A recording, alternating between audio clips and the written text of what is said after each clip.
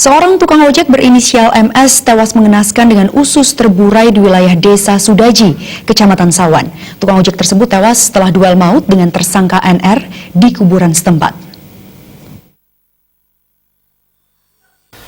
Insiden ini terjadi sekitar pukul 6.30 di kuburan Desa Sudaji. Kejadian berawal ketika korban dan pelaku bertemu di pasar setempat.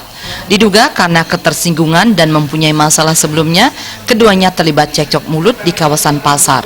Masyarakat berusaha melerai percekcokan tersebut sehingga perkelahian tidak terjadi. Ketidakpuasan korban dan pelaku, akhirnya keduanya sepakat untuk duel di setre Desa Sudaji. Setelah tiba di TKP, perkelahian fisik berlanjut. Puncaknya dengan sebilah papan kayu, korban menghajar pelaku. Dalam posisi terpojok, pelaku menusuk perut korban dengan sebilah pisau dapur. Tusukan itu membuat usus korban terburai. Korban tewas saat menuju RSUD Buleleng. Was, hanya si pelaku ini nantang, kalau Bani ikuti saya.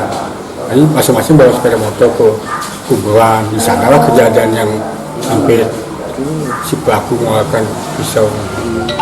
Pelaku NR langsung diamankan dan dibawa ke Mapolsek Sawan untuk dimintai keterangan.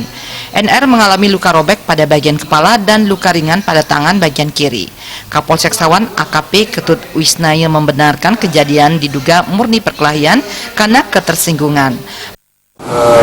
Berawal dari kedua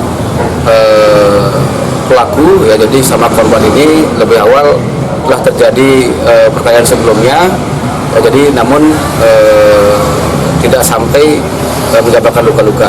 Dan setelah itu, setelah dilerai oleh teman-temannya, jadi karena mereka berdua tidak puas juga, ya, mereka akhirnya mencari lokasi untuk berkelahi di kuburan Desa Sudaji. Pelaku mengakui kesalahannya. Pelaku tidak kuat karena sering diejek oleh korban dan berulang kali ditantang untuk berkelahi.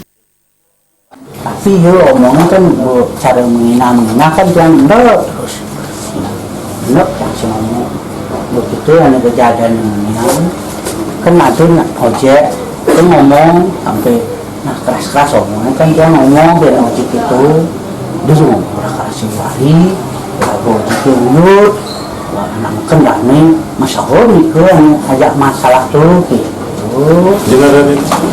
Yang adanya suka-suka angin itu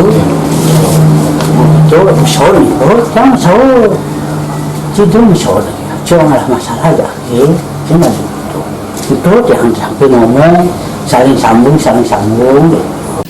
Dari tangan pelaku, polisi menyita barang bukti sebilah pisau dengan panjang kurang lebih 30 cm, kayu balok yang digunakan korban untuk memukul pelaku. Akibat perbuatannya, NR dijerat pasal 351 ayat 3 dengan ancaman hukuman 7 tahun penjara. Komang Yuda, Bali TV.